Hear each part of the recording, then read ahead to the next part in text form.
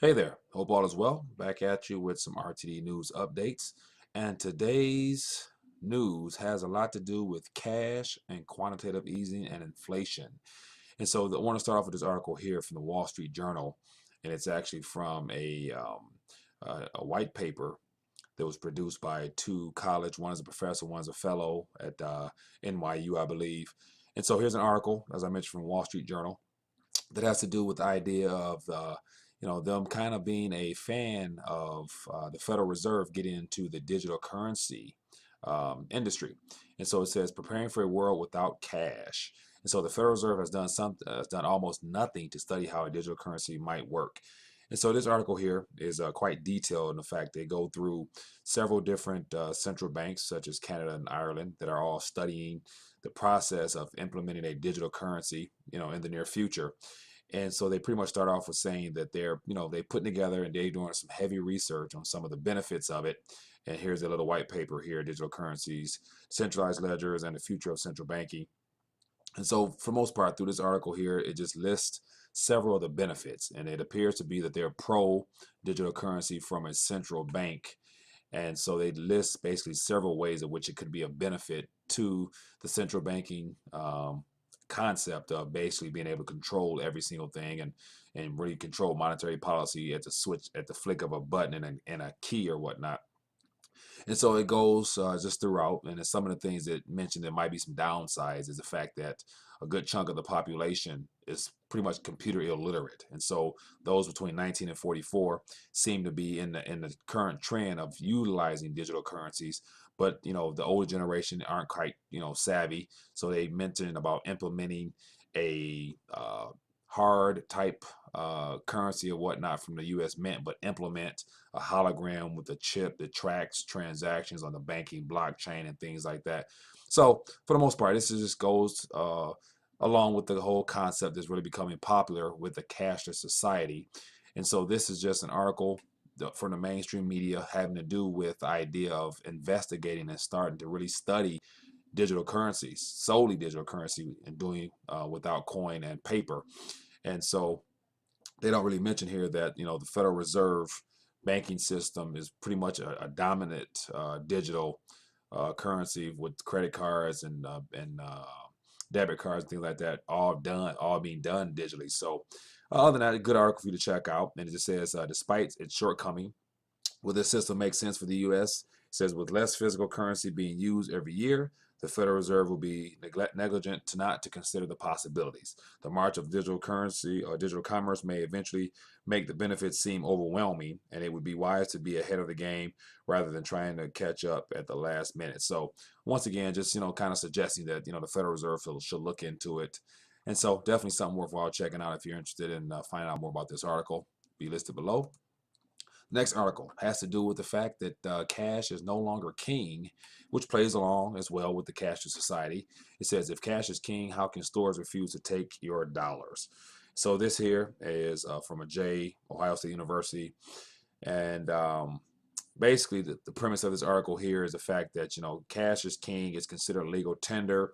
Right there on the front it says that this note is receivable for all dues and debts, things like that. And it mentioned how that statement, this note is legal tender for all debts, public and private, has been on the fiat currency since late 1800s.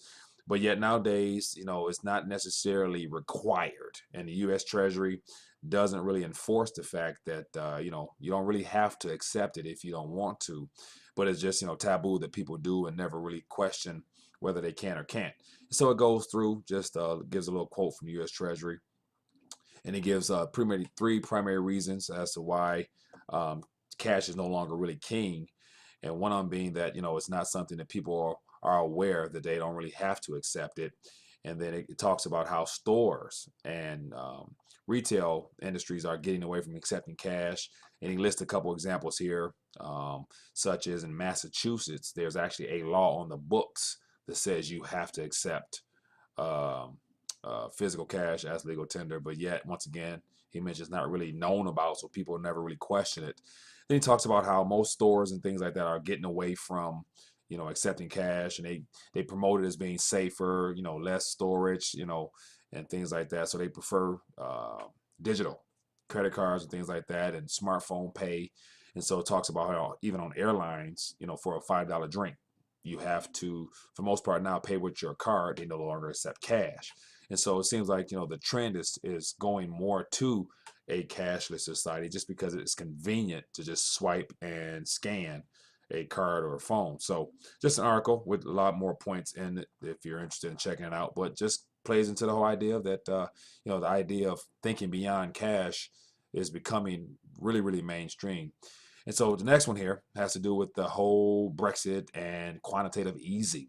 This is from the Wall Street Journal as well, and it's about central banks' old faithful. And so here, this article from the Wall Street Journal just mentions how the Bank of England is really beginning to figure out or try to explore ways of maintaining some type of monetary stability in their country. So it talks about going negative, and of course going to what has or what is promoted as working for other countries, such as here in the U.S. as well as the Bank of Japan. And that's the whole idea of quantitative easing by the government or central banks just directly getting into the markets, buying bonds directly, just to kind of keep the wheels and keep everything flowing as normal. So goes through some of the details here as how the trend was set, earlier on with the Federal Reserve, starting off the quantitative easing, and then from that point on, every government, central bank around the world pretty much following suit just to try to keep things afloat. And it gives some stats here as far as just the Bank of England's holdings of the gilts under quantitative easing, how it went from zero and March 5th, 2009 to today of 374 billion pounds. So just to show how just crazy the idea of just a private central bank institution creating currency and buying debt from the government just to help keep the wheels greased. So anyway, more information here, and then just to close off, it says bond purchase, however, look like a key mainstay, especially as the debate widens to include possible fiscal responses. The ECB is expected to do more. Some analysts are already projecting another round of Bank of England purchases. The point at which central bank balance sheets might shrink lies even further off. The age of quantitative easing is far from over. So just basically saying, we're just probably just beginning to see, the type of liquidity that's going to be needed with, the fact that there's, appears to be no growth. And so they're going to have to grow something. That's going to be grow the money supply. So just some stuff from Wall Street Journal on the Bank of England. Next one. Here is from David Stockman's Contra Corner. And so here's just a chart, and it's just interesting on the inflation aspect here in the U.S. and since 1978. And so he gives new cars, medical care, and college tuition and fees. And just looking at this graph is just unbelievable.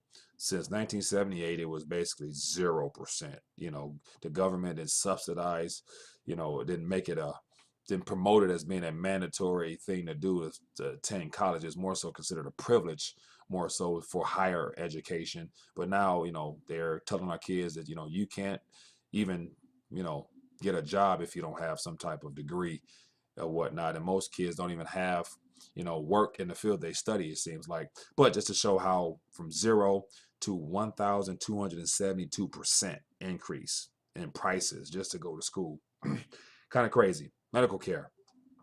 The government, whenever the government gets involved, it just goes through the roof. And so here you see, I think that's about 600, half of that, 1,200. And then you got new cars prices, up just a measly 97%. Oh, that's not too bad, really, I guess, in comparison to the other two. But still, once again, hey, easy money, easy credit, debt, leads to just inflated prices. So that's what, I guess that's what we get. So for allowing us to go on. So check it out if you were interested. Next one, debt. Kotlikoff, 2016. Don't ignore the debt. So here's another article here based upon Lawrence Kotlikoff's debt estimations on just calculations from the Department of Commerce, and he talks about the fact that supposedly there's 1.2% GDP in 2016, but he talks about how that really is unimportant majorly because the U.S. fiscal year 2015 budget deficit was 439, and this year's 616, projected to be 616 rather. So that's 177 billion increase, or 40% deficit increase in 1 year. And he goes to talk about how, you can say GDP, but yet if you're living in a deficit as far as spending more than you can ever think about producing, you really kind of, does no justice whatsoever. So he goes through some of the reasons why, it can never get better under this current model, and how George W. Bush doubled the federal debt from 5 to 10 during his term. And it looks like Barack Obama on target to double the federal debt from 10 to 20. It said it's unlikely the next president will be able to double the debt from 20 to 40. So 5, 10, 10, 20, 20, 40. So basically he's just saying that whoever's in office, no matter who it is, Clinton or Trump, they're going to inherit some problems and have to continue to, pump this thing up with more debt in order to keep it afloat. And then it talks about some of the suggestions that will be needed that Kotlikoff kind of came up with. And basically it's a federal tax of 53%. And then alternatively, the government could cut off federal expenditures by 34%. So, it's going to be a heavy tax in order to begin solving or even just putting a dent in the debt. And so this is more from him, and he's talking about Lawrence Kotlikoff running for president and how he has no experience whatsoever, neither does Trump, and he knows more about how to kind of balance some things out than either candidate or whatever. So there's a link there to find out more about his run at presidency. And other than that, the last one, of course, is, the favorite topic of the day for most mainstream news, it seems like, is helicopter money. So we got, cashless society, we got digital currencies, and helicopter money. So this is an article here from Bloomberg View, and it basically just talks about the idea that all banks are in trouble, and it goes on to talk about debt. The Federal Reserve has returned 596 billion of its U.S. Treasury. Talks about how it's actually benefit the governments to allow this easing, because when the bonds mature, the banks actually just reinvest it back into more issued debt or whatnot, and the interest, benefits the government, things like that. So he is saying how it's kind of to the advantage of governments to kind of probably get into the helicopter money as far as finding out ways to inject more liquidity, especially when it can be spun off and returned back in one way or another. So just more thoughts on what's going on. And this is just, unfortunate news, but yeah, this is all our monetary policy in decline. And so it says here, all of the QE activity over the past several years by the Fed, Bank of England, European Central Bank, the Bank of Japan, and others has failed to significantly revive economic growth. U.S. economic growth in this recovery has been the weakest of any post-war recovery. So it doesn't work, but yet they're going to continue to do it because that's just how things operate. It says, given the matters held attitude of many voters in Europe and the U.S. on the left and right, don't be surprised to see a new round of fiscal stimulus financed by helicopter money, whether Donald Trump or Hillary Clinton is the next president. So another article, man, unfortunate news, but this is real news that needs to be talked about and looked into, and definitely taken into consideration on your part as the one that is on the other end of all this easing and helicopter money and things like that. So just a little news. Hope you enjoyed it. Share it. Leave me a comment below. Love to hear your thoughts. I enjoy sharing my daily reading with you guys, and hope you guys do as well. And other than that, look forward to bringing you more news. Until next time.